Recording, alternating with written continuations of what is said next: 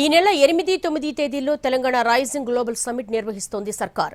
రాజకీయాలకు అతీతంగా ఈ సదస్సు జరగాలని ప్రభుత్వం కోరుకుంటోంది. అయినప్పటికీ సమ్మిట్ పై రాజకీయాలు జరుగుతూనే ఉన్నాయి. ముఖ్యంగా బీజేపీ నుంచి తీవ్ర విమర్శలు వస్తున్నాయి.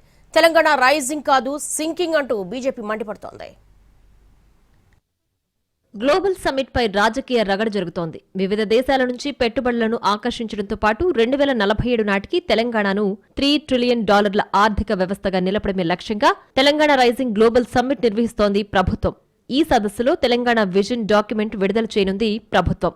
రాజకీయాలకు అతీతంగా సమ్మిట్ జరగాలని సంకల్పించిన ప్రభుత్వం అందుకు తగ్గట్లుగానే ఏర్పాట్లు చేసింది. ప్రధానమంత్రి నరేంద్ర మోడీ దగ్గర నుంచి కేంద్ర మంత్రులు, వివిధ రాష్ట్రాల ముఖ్యమంత్రులను కూడా ఆహ్వానించింది. లోక్సభ ప్రతిపక్ష నేత రాహుల్ గాంధీ, రాజ్యసభలో ప్రతిపక్ష నేత మల్లికార్జున ఖర్గేలను కూడా ప్రత్యేకంగా ఆహ్వానించింది. ప్రభుత్వ ఫోకస్ మొత్తం సమ్మిట్ సక్సెస్ మీదే ఉంది. ఈ సమ్మిట్ రాష్ట్రాభివృద్ధికి దిక్సూచి కావాలని సర్కార్ ప్లాన్ చేసింది. రాజకీయాలు చేయకుండా అన్ని పార్టీలకు ప్రత్యేకంగా ఆహ్వానాలు పంపింది. అయినప్పటికీ సమ్మిట్పై రాజకీయ విమర్శలు రాకుండా కాపాడుకోలేకపోయింది. ఈ సమ్మిట్ గురించి చెప్పినప్పుడు మేము ఎవరెవరైతే ఆహ్వానించాం అందరూ కూడా గుడ్ విషెస్ అందించారు. చాలా మంచి కార్యక్రమం చేస్తూ ఉన్నారు. It is good for the growth of the state. We appreciate you.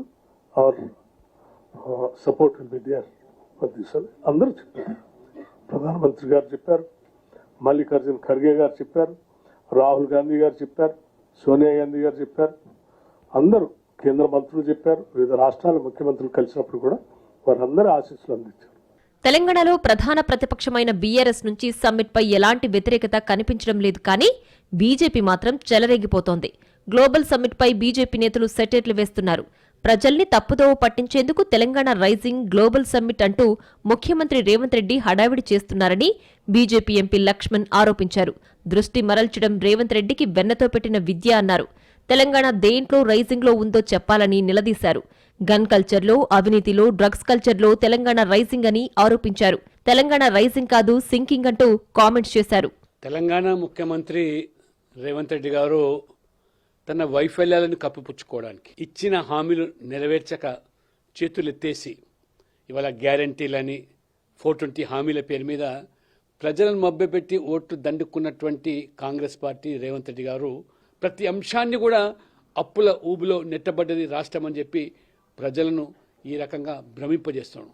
Global summit కు బీజేపీ నేతలకు కూడా ఆహ్వానాలందాయి. రాష్ట్రం నుంచి ప్రాతినిధ్యం వహిస్తున్న బీజేపీ ఎంపీలకు స్పెషల్ డిన్నర్ కూడా ఏర్పాటు చేశారు సీఎం రేవంత్ రెడ్డి. అయినప్పటికీ బీజేపీ నేతలు సమ్మిట్ ను గిమ్మిక్ అని కొట్టిపారేస్తున్నారు. రాజకీయాలకు అతీతంగా జరగాలనుకున్న సదస్సుకు రాజకీయ రంగు పులుముతున్నారు. సదస్సు సోమవారమే మొదలు కానుంది. అది ముగిసేలోగా ఇంకెన్ని ఆరోపణలు, విమర్శలు వినిపిస్తాయో చూడాలి.